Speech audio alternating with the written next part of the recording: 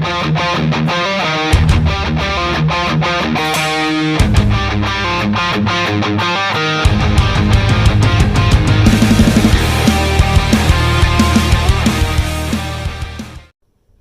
here we go, Mickey if not can't tell. Just a bit of an update on cider number 4. We start off with the base recipe for the apple cider, the budget apple cider using the home brand apple juice. Same yeast, same water volume versus dextrose to top it up, and some extra fermentables, and then we used a whole 9 mils of, I think it was the Simcoe hop oil. That sort of fermented out. There's not much sort of, that is a fair bit of hop oil for the volume. It's only a 5 litre carboy.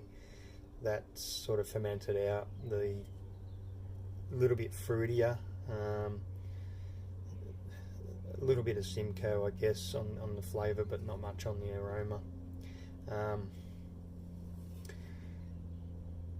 I felt that it wasn't really stepping up that recipe, this comparison to the others. The others being cider number 1 where we used the passion fruit puree, cider number 2 we used the Idaho Gem hops, hop cider from Yakima Valley in the United States. Cider number 3 we switched it up and we used some multivitamin fruit juice, 1 bottle of that and 1 bottle of the apple fruit juice, and the same yeast and water volume for that as well, with the added dextrose.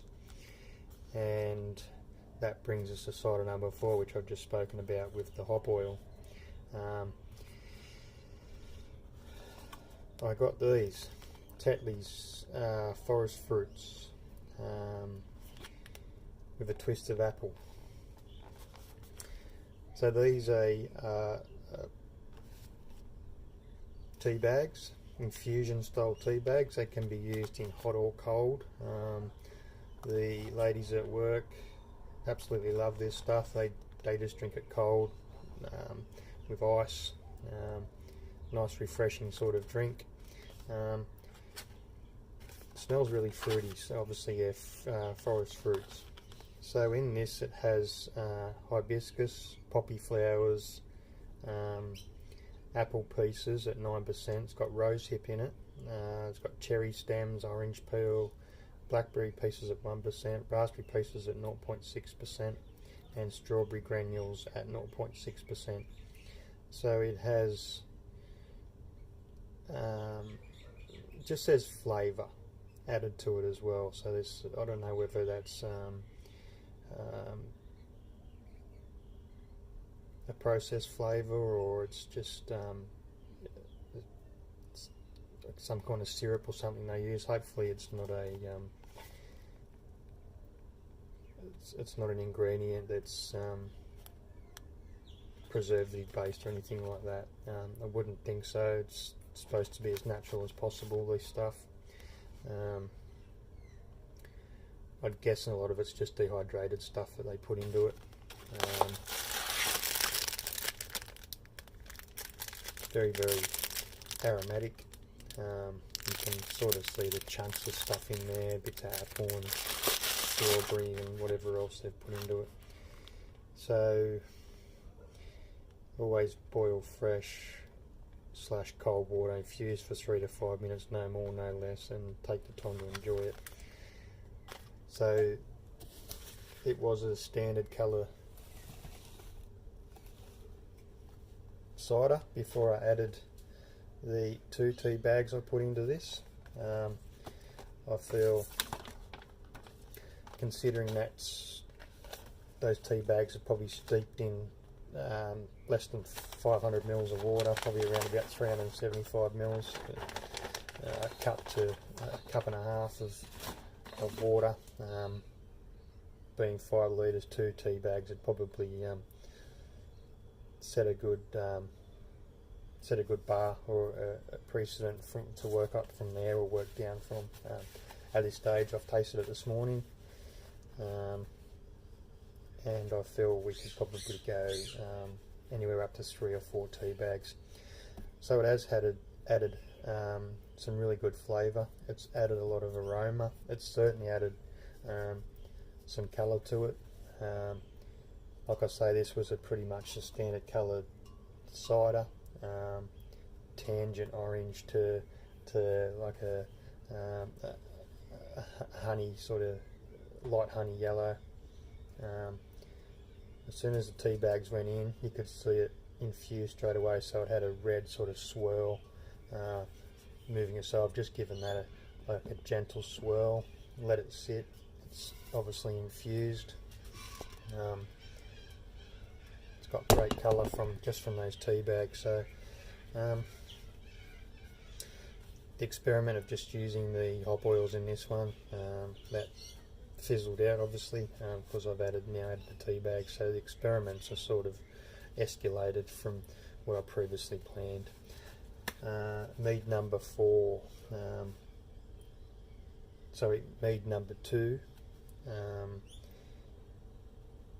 that's also taken a step in the other direction. We were going to add chilies and do the chili mead.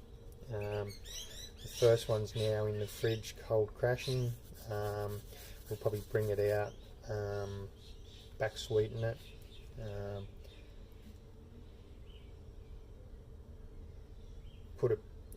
Bring it back up the temperature again. There's a lot of headspace in it, which I'm worried about, so I don't want to go mucking around with it too much.